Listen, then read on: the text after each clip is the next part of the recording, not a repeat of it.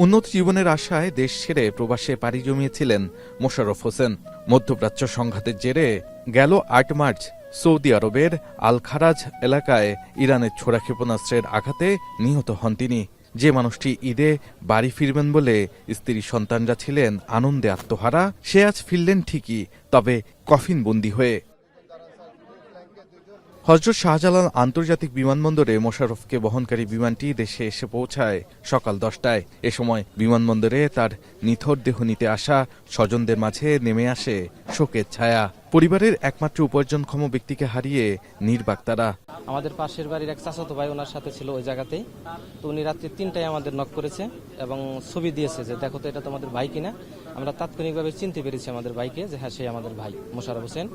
উনি গত 4 তারিখ ইরান ইসরায়েলের যে সৌদি আরবে মিসাইলটি অবতরণ করে, ওখানে সাথে সাথে মিসাইলটি বিস্ফোরণ হয়ে আমার ভাই সেখানে মারা যান।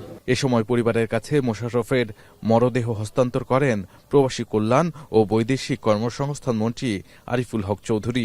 তুলে দেওয়া হয় আর্থিক সহায়তা। এই যে মৃতদেহ যে পরিবার, এই পরিবারের আর্থিক সহযোগিতা সহ তাদের এই কোম্পানির যে খরচ, সেটা আমরা অফিসিয়ালি আমরা ব্যবস্থা করে দেব এবং তার পরিবারের বাচ্চাদের লেখাপড়ার জন্য আমরা দায়িত্বভার নিয়েছি। এ সময় বিমানবন্দরে উপস্থিত ছিলেন পররাষ্ট্র প্রতিমন্ত্রী শামা ওবায়েদ। বলেন, সংঘাত সত্ত্বেও যেসব প্রবাসী মধ্যপ্রাচ্যে থাকতে চান তাদের সুরক্ষা নিশ্চিতে কাজ করছে পররাষ্ট্র মন্ত্রণালয়, আর যারা দেশে ফিরতে চান তাদের সরকারি খরচে নিয়ে আসার ব্যবস্থা করা হচ্ছে। এই পর্যন্ত আমরা 5 জন বাংলাদেশি ভাইদেরকে আমরা হারিয়েছি মধ্যপ্রাচ্যের যুদ্ধে।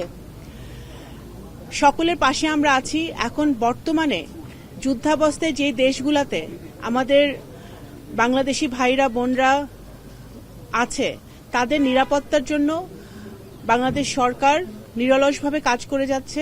মোশাররফ হোসেনের সন্তানের পড়াশোনার দায়িত্ব নেওয়ার কথাও জানান প্রবাসী কল্যাণ ও বৈদেশিক কর্মসংস্থান মন্ত্রী। শাহাদাত অভ্র, এখন, ঢাকা। 72 ঘন্টা ময়েশ্চার লক সমৃদ্ধ লিলি বডি ওয়াশ। শিয়া বাটারের গুডনেস স্কিন রিপেয়ার করে রাখে সফট ও গ্লোয়িং।